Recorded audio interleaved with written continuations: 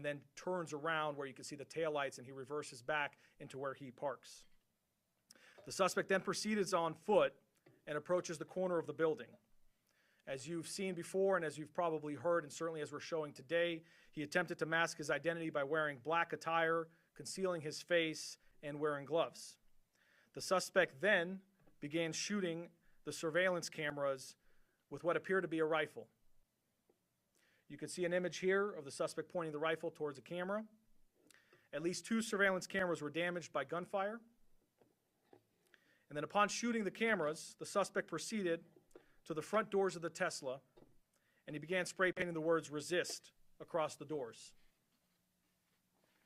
I'll let this video play because you'll get a better shot of the suspect. You can see his description as he goes across the clear doors there, committing his act of crime.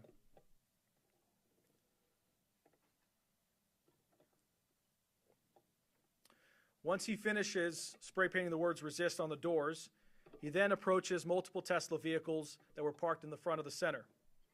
He proceeded to shoot into each vehicle and used a Molotov cocktail to set the vehicles on fire. We'll play a few video clips here to kind of show you his behavior. You can see him right there in the dark clothing. He casually walks over to his first vehicle that's targeted. He will soon put down his backpack onto the ground.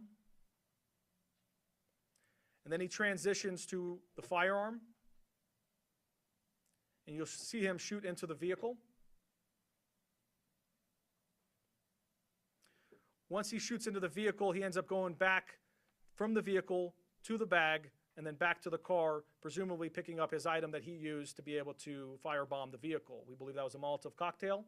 And you'll see in a moment here, the vehicle will ignite and ultimately fully engulf, causing severe damage.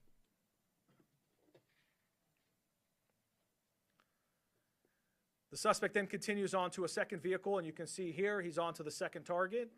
He'll do very similar behavior where he shoots into the vehicle, he goes into the backpack, retrieves an item, and ultimately you'll notice here that he ends up getting the second vehicle on fire as well.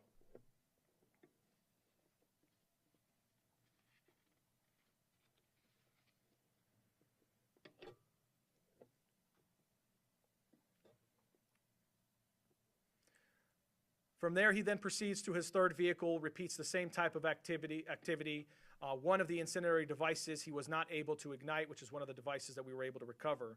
But ultimately, 5 vehicles were damaged, to include 3 of which were fully destroyed. You can see images of the vehicles here. And then you'll see here a drone video. This is from our Skydio drone, being able to provide an overview of the damage as well. After this, the suspect then proceeds and flees east, gets in his vehicle, and leaves the area.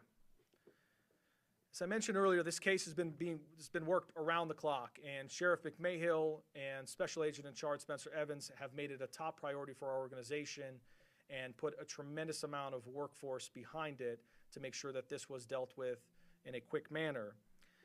Assessment of the suspect's social media activity indicates some very loose but self-proclaimed ties to the Communist Party USA social media group, as well as social media groups called Revolutionary Communist International, Hidden Palestine, Palestine Action, and a variety of other social media groups. That is part of our investigation, is to dig further into it and to be able to determine additional motive and other potential concerns.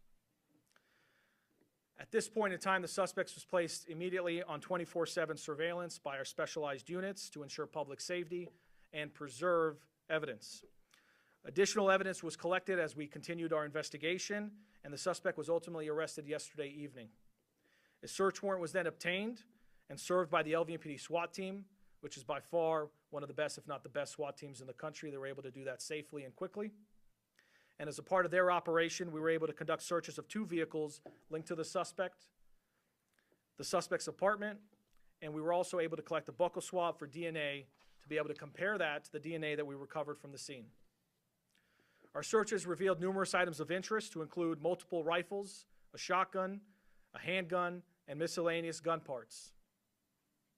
You can see a photo to my left of some of the items that were recovered. We also were able to recover ammunition in multiple calibers, to include the caliber that was used in the crime. We also recovered numerous electronic devices, which our partners at the FBI are quickly analyzing. We also recovered a black gun belt with a pouch that had pink paint residue on it. You can see a photo of that to my left, as well as a black backpack with pink paint, face masks, and other articles of clothing that are consistent with the suspect's description. We also recovered other key pieces of evidence that we're still evaluating at this time that do connect the suspect to this attack.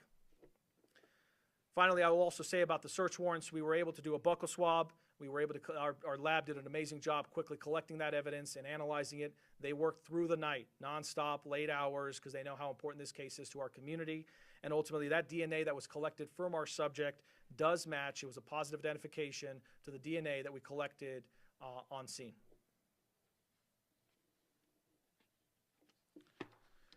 It's also worth noting, well, excuse me, I'll just kind of conclude here by talking about the charges. So for now, at this point in time, he was charged with numerous felonies to include 3 counts of arson, 3rd degree, 3 counts of unlawful possession of explosive or incendiary device, 4 counts of destroying property, and 5 counts of discharging a firearm into a vehicle or structure.